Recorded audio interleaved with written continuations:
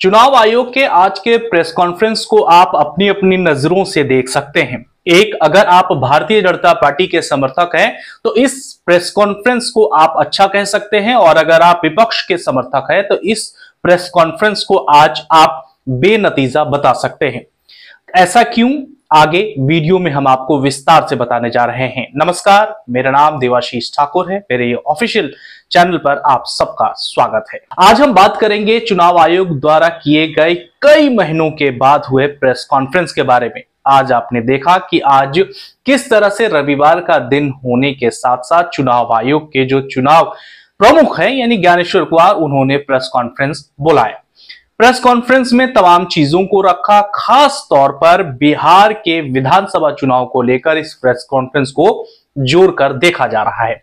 लेकिन अगर आप लोग खबरों में रुचि रखते हैं और प्रतिदिन खबरों को देखते और समझते हैं तो आप सबको पता है कि बिहार में विधानसभा का चुनाव कुछ महीनों के बाद होने वाला है, और ऐसे में बिहार में इस वक्त SIR चल रहा है। SIR को लेकर पूरा विपक्ष जो है वो सरकार पर जोरदार निशाना साध रहा है। उन्होंने कहा है कि लगभग 65 लाख से ज्यादा कई ऐसे वोटर हैं जिसके नाम को चुनाव आयोग के द्वारा और सरकार के साथ गठजोड़ के द्वारा काट दिया गया है। इसी सब मसले को लेकर आज चुनाव आयोग ने प्रेस कॉन्फ्रेंस किया। इस प्रेस कॉन्फ्रेंस के जरिए राहुल गांधी ने जो चुनाव आयोग पर आरोप लगाए हैं कि चुनाव आयोग अब सिर्फ संस्था नहीं बन गई है बल्कि वह केंद्र और खास करके नरेंद्र मोदी के इशारों पर काम कर रही है, इसका भी जवाब आज चुनाव आयोग ने दिया। अब मैं आता हूं अपनी शुरुआती बात में। अब देखिए, इसको आप अपने दो नजरियों से देख सकते हैं। एक, पहला तो अगर आप भारतीय जनता पार्टी के समर्थक हैं तो आप इसे कह सकते हैं कि चुनाव आयोग ने आज जो जो जवाब दिए हैं वो बिल्कुल सही है। राहुल गांधी को इस तरह के आरोप चुनाव आयोग पर नहीं लगाने चाहिए।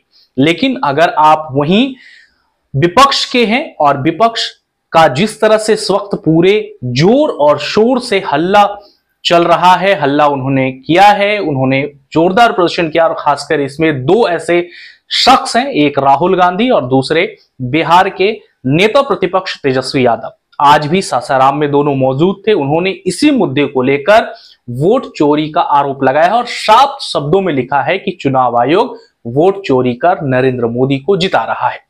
अब आज के हुए प्रेस कॉन्फ्रेंस को अगर हम विस्तार पूर्वक देखते हैं तो उन्होंने राहुल गांधी के तमाम आरोपों को सिर्फ 7 दिन का समय दिया है। कहा है कि राहुल गांधी ने जो चुनाव आयोग पर आरोप लगाए हैं उसका वो हलफनामा 7 दिन के अंदर जमा करे, नहीं तो हम राहुल गांधी के इस बेबुनियाद जो आरोप हैं उन पर कुछ भी कार्रवाई कर सकते हैं। यह कहना था चुनाव आयोग के आयुक्त ज्ञानेश्वर कुमार का।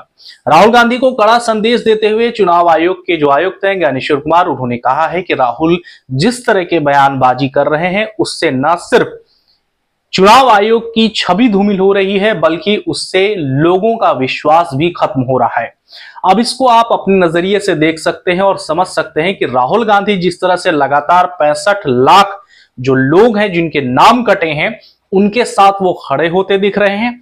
वहीं एक तरफ चुनाव आयोग का ये कहना है कि चुनाव आयोग जो है वो एक तरह से निष्पक्ष संस्था है, वो किसी विशेष पार्टी के लिए काम नहीं करती है, किसी विशेष जो दल है उसको जिताने का काम नहीं करती है। और ये शब्द मैं नहीं कह रहा हूं बल्कि आज खुद चुनाव आयोग के जो आयुक्त हैं ज्ञानेश्वर कुमार, उन्होंने अपने शब्दों में कहा है। अब इसको लेकर पूरी तरह से एक बार फिर से हल्ला मच गया है। देखना होगा कि राहुल गांधी के आरोपों पर चुनाव आयोग ने तो जवाब दे दिया है, लेकिन अब इस चुनाव आयोग के प्रेस कॉन्फ्रेंस को लेकर राहुल गांधी का क्या कुछ जवाब आता है उसका भी इंतजार रहेगा। फिलहाल आपको क्या लगता है कि जिस तरह से चुनाव आयोग इस वक्त काम कर रहा है, क्या उसके कार्यशैली सही है? अगर गलत है तो कमेंट में जरूर बताइए। और क्या अगर आप बिहार से हैं और आपका भी नाम कहीं ना कहीं बिहार के वोटर लिस्ट से कटा है तो अपना नाम जरूर दे। हम इस पर भी एक विशेष तौर पर खबर बनाएंगे। खबर कैसी लगी जरूर बताइएगा। चैनल नया है तो सब्सक्राइब की आवश्यकता है, आप हमारे चैनल को सब्सक्राइब जरूर कीजिए।